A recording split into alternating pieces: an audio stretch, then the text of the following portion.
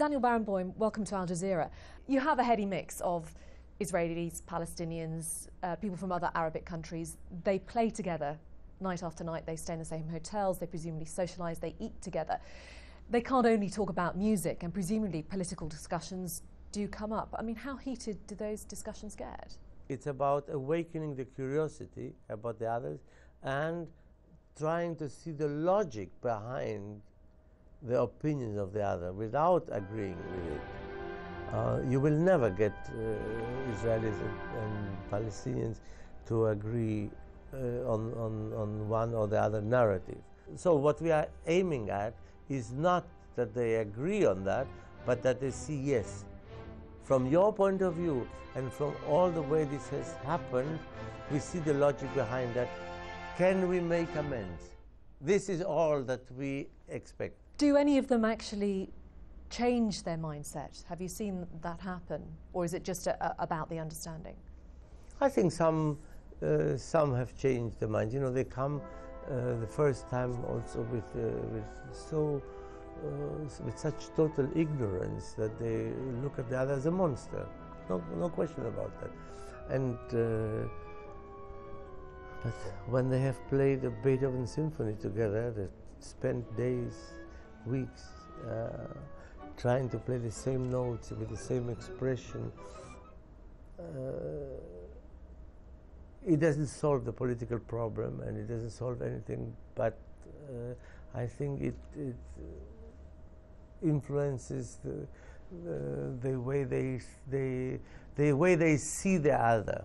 Are you an optimist when it comes to Middle East peace? When you look at the new President Barack Obama, who said it was pretty much his #1 priority to try to sort the issues out, when you look at him coming in this year, do you feel he's a man who can actually push things forward? I think it's a very sad state of affairs that what are supposed to be adult human beings cannot solve a conflict by themselves. But I'm afraid today it is only Obama who can really impose a solution. I'm not an optimist as far as direct negotiations and things, because there simply isn't the will there. There's still many thousands of Israelis who go to bed at night dreaming that when they wake up in the morning the Palestinians will not be there anymore, and the same on the other side.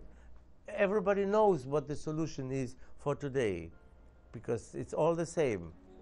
It's return to the 67 borders, Jerusalem, East Jerusalem, capital of the Palestinian state, and the problem of the refugees has to be solved. We all know that.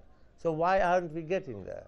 Peace is not the first priority either for the Palestinians nor for the Israelis. The Palestinians want and need their dignity and their justice, and the Palestinians want their security. The Israelis, in my view, don't realize that their only security is their being accepted by the Palestinians.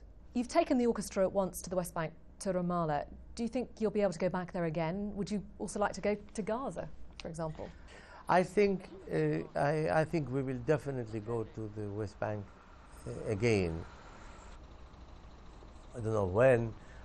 I don't know if again to Ramallah or somewhere else. But I think this is. Let's face it.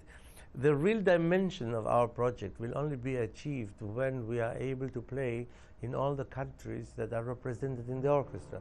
The day we can make a tour where instead of coming to London and to the Salzburg Festival, we can go to Ramallah, Tel Aviv, Beirut, Damascus, Amman, Cairo and Tehran, that's the day when, if you want, the full dimension of the project will be realized.